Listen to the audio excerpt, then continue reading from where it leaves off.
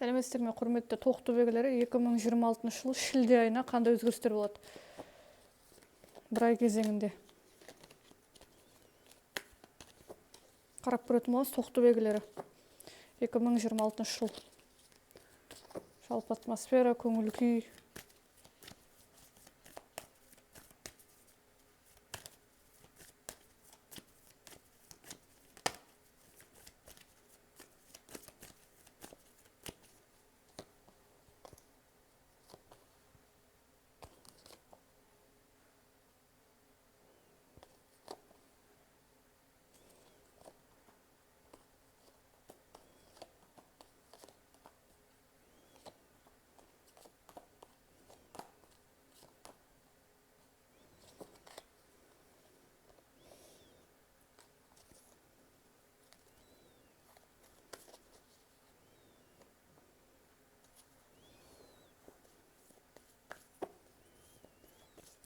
Біраз демалу әрекеттерін, қазіргі жағдайға сәттен ләззат алуды, көбірек өткен шақпен болашақты қайғырмауға, біраз сезімталдық, жүректі тыңдап көру, шешім қабылдау.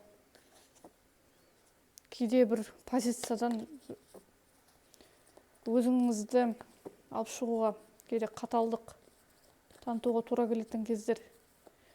Тым қатты шамадан тыс бұл жерде рухани өмірді ұмытқан болулар мүмкін, немесе көбірек реалистік көзқарастар. Әрине дұрыс реалист көзқарас.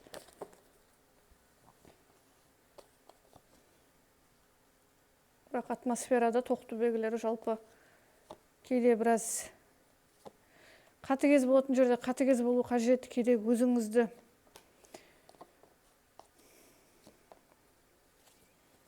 бұл жерде бір атмосфера әрекеттері кейде өзіңіздің қолыңызда көп мәселеде, кейде бір бұл жерде шілде айында аса қатты белсенділік болмауы мүмкін. Бір жағдайлар сізге нәтиже ұнамайды, немесе бір жағдайға өзіңізге төмен баға беру, немесе бір мәселеде толыққанды дұрыс баға бермей жатқаныңыз көрсетуі мүмкін. Кейде біраз уақыт қажет, немесе былай деп атауға болады, кейде атмосфера кезеңінде көңіл күйде құбылмалы болуы мүмкін. Тоқтыбегілері біраз витаминдік дұрыс тамақтану, спортпен айналысу деген сияқты, яғни өзіңіздің денеңізге көбірек мән беру.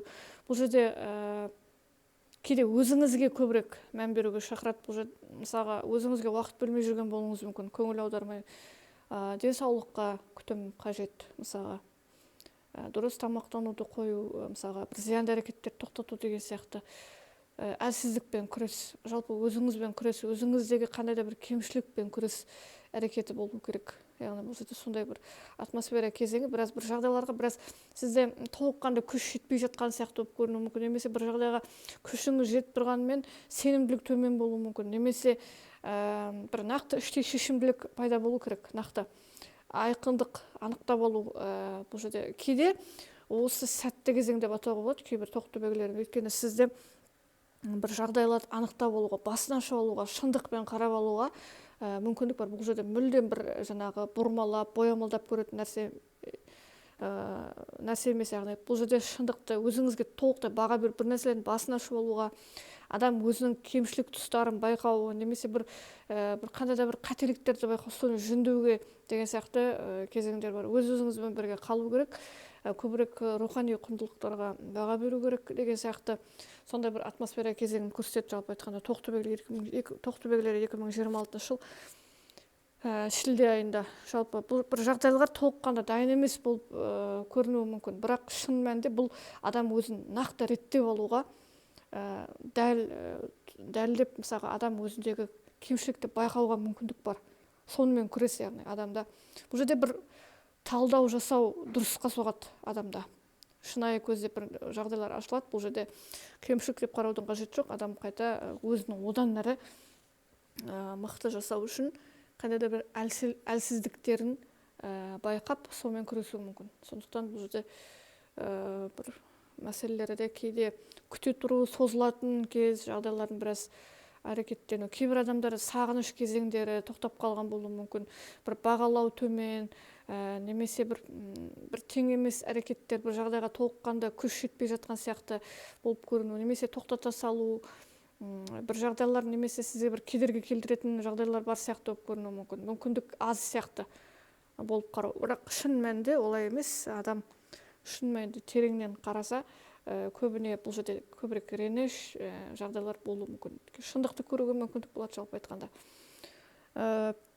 Тағы да тоқтыбегілері 2026 жылы шілде айында жалпы қарым-қатынас сұрақтары, жұбы жандармен қарым-қатынас әрекеттер ай кезеңде әртүрлі кезеңдер әрине бір қалыпты деп айтуға келмейді, өйткені жұбы жандардағы кезеңдер бұл жерде жалпы айтқанда ешқандай бір қиындыққа алып келеді деп айтуға келмейді. Кейде біраз ұсақ-түйек әрекеттер созылмайтын, аяқталмайтын, қысқа ғана біраз түсініспеушіліктер, жанжалдар туындап қалуы мүмкін. Яғни біраз түсініспеушілік немесе бір әрекет, немесе бір адамның өзінің бір басымдылығы, немесе кейде бір жағдайларда екінші адамның әрекеті емес, бір адамның әрекеті сияқты болып көрінетін кездер орын алып қалуы мүмкін. Мысалға, екі адамды бірден тыңдамай, бір адамның ғана басымдылығы жоғары болуы мүмкін. Сондай бір әрекеттер біраз байқалады. Кейде шайқалыстар деп айтуға келеді, мысалы отбасыдағы. Бірақ бұл үнемі жағаласады, осылай болады деген сөз емес, әрине. Кейде бір кезеңдер бар. Кейде былай болуы мүмкін, жаңағы бір адамның көңіл күйі әсер беруі мүмкін, мысалға қарым-қатынасқа әртүрлі. Және бұл жерде бір тепе-теңдік жоқ. Бір адам көбірек иілуге, бір адам жаңағы күресуге тура келетін сияқты болып көрінеді шын мәнінде. Пікірінен қайтуы мүмкін, көңіл күйі әртүрлі болуы мүмкін, аяқ асты жанжал туындатып, соңында кешірім сұрау, бір адам бір өзін кейде екінші адам бірақ соның түсінігіне кіруге тура келеді деген сияқты сондай бір кезеңдер бар. Мәселе болған адамдар болса, біраз құбылмалы болуы мүмкін бір ай кезеңінде. Бірақ шын мәнінде бәрібір бұл жерде бірдей нақты қиындық болады деп айтуға келмейді. Бұл жерде әртүрлі кезеңдер көрсетеді. Кейде мысалы бір адамдардың болмашы жағдайларға, мысалға адамдар бір-біріне мініздеуге тырысуы, немесе бір адам екінші адамның көңіл күйіне біраз үнемі байлануы деген сияқты сондай бір әрекеттер байқалуы мүмкін жай ғана. Тағы да тоқтыбегілері жалпы 2026 жыл шілде айында жалпы жағдайлар бұл жерде біршама мәселелер әрине кенеттен аяқ асты жоспарлар өзгеруі мүмкін, бір жағдайлар реттесуі мүмкін, ремонт жұмыстары, жағдайлар хабар келуі, немесе бір аяқ асты жоспарларыңызды ауыстыруыңыз мүмкін. Бір нәрсе айқындалады, шындық немесе бір мәселеде сіз түсініспеушілік туындатқан нәрсені анықтап алуыңыз мүмкін. Кейде қайта қарап шығуға тура келеді, мысалы күмәнданған нәрсеңіз шынайы көрінуі мүмкін. Хабар тағы да жаңалықтар есту деген сияқты әңгімелер кенеттен аяқ асты бір өте көп мағлұматтар алуыңыз мүмкін. Іздеген немесе аяқ асты бір пікіріңіз өзгеруі мүмкін бір жағдайға. Мағлұмат алу мүмкіндігі жоғары, бірақ іздеген мағлұматтарыңыз табуыңыз мүмкін. Мысалға, қандай да бір жұмыстар болса, кейде бір хабарлар келу, бір құжат мәселелері, ресми жұмыстарды жасауға тура келетін кезең аяқ асты. Жалпы айтқанда өте сәтті болатынын көрсетеді. Ақпарат алу мүмкіндігі бар. Бізде шектеулер жоқ. Жұмыс мәселесі. Тоқтыбегілері шілде 2026 жыл жұмыста қандай өзгерістер болуы мүмкін? Жұмыс әрекеттерінде бұл жерде міндеттемелер, шаруалар, адам барынша жақсы жауапкершілікпен қарайды жұмысқа, өте жақсы жауапкершілікпен. Сондықтан жалпы бұл жерде оңай болады деп айтуға да келеді, немесе адам қателік жасамайтынын көрсетеді жұмысты. Барынша өте жауапкершілікпен және өзінің шеберлігімен қолданады деген сияқты. Жалпы жұмыс іздеп жүрген жандарға жұмыс табу мүмкіндіктері өте жоғары.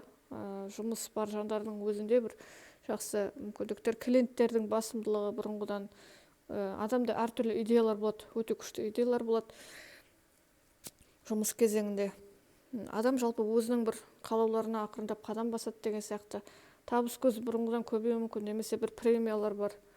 жұмыс әрекеті өте мықты, өте ешқандай бір берік деп атауға да келеді, мықты позицияда болатынын көрсетеді. Жұмыс әрекеті қауіпсіз, мықты, өйткені адам өзіне не керек екенін нақты біледі, қажет емес шекараларды аттап өтпейді, қажет емес нәрсеге тексерілмеген әрекеттерге бармайды, барынша өзінің қалауларын жасауға тырысады тек қана. Жұмыс кезеңі жалпы мықты. Бұл жерде бір белсенді жауапкершіліктер болатынын айтады, мықты бір жауапкершіліктер жасауы мүмкін жұмыста. Жұмыс кезеңінде өзіңізді көрсетуге де мүмкіндік болады. Бұл жерде ең бастысы адам жұмыстағы жағдайларда ешқандай бір әріптестермен, ешқандай бір жаңағы айналамен, клиенттермен қандай да бір ыңғайсыздықтарға тап болмауға тырысады, барынша оң көзбен қарауға тырысады. Жұмыс кезеңінде көмектесетін адамдар жақсы атмосфера болатынын көрсетеді жұмыста. Өте жақсы жұмыс әрекеттерінде. Жалпы әрине кейде барынша адамның бір кедергілермен өзінің күресетінін көрсетеді. Әрине бір қалыпты болуға тырысатынын айтады адам. Әрине кейде әрекеттер болса да, яғни жоғары басымдылықпен бір жеңіске жететінін көрсетеді. Бұл жерде табандылық көрсетеді жұмыста.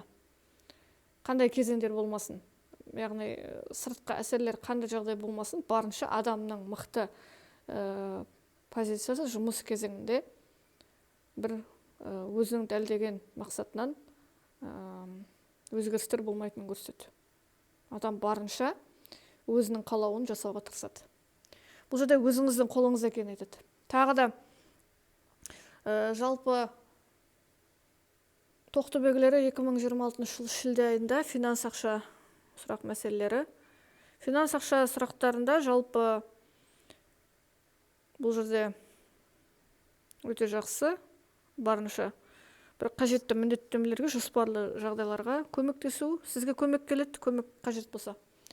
Сіз көмектесуіңіз мүмкін, егер көмек сізден артып жатса. Ақша әрекеттері өте оңды, сәтті болатынын айтады. Бір маңызды бір нәрсе сатып алуы да мүмкін, немесе адам бір қалауларын орындауда ешқандай кедергілер болмайтынын көрсетеді. Өте жақсы. Ақша әрекет бұрынғыдан жақсаратынын айтады. Шілде кезеңінде финанста бір өсім күтіледі, өте жақсы. Өзгерістер, міндеттемелер, сатып алу жоспарлар сәтті орын алуы мүмкін. Именно шілде айының соңына қарап. Бірақ оға дейін біраз ай кезеңінде, өткен бір қалыпты емес, әртүрлі шектеулерді, мәселелерді шешуге тура келеді. Бірақ барынша бір жақсарту әрекеттер, тіпті идея келуі мүмкін табыс туралы.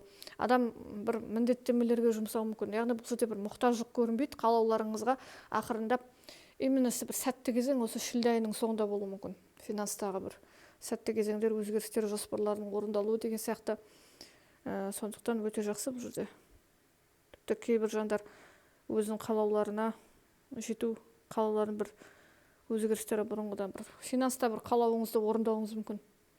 Жақсы бір естеліктерге, көңілді бір жағдайларға. Бұл жерде адам өзін шектеу қоймайды. Бұл жерде бір қалауыңыз ақырындап болса да, баяу болса да қол жетуге мүмкіндік бар финанста. Өте жақсы. Рахмет, назарларыңызға сау болыңыздар. Лепілдеріңізді аймаңыздар, энергия алмасу ретінде.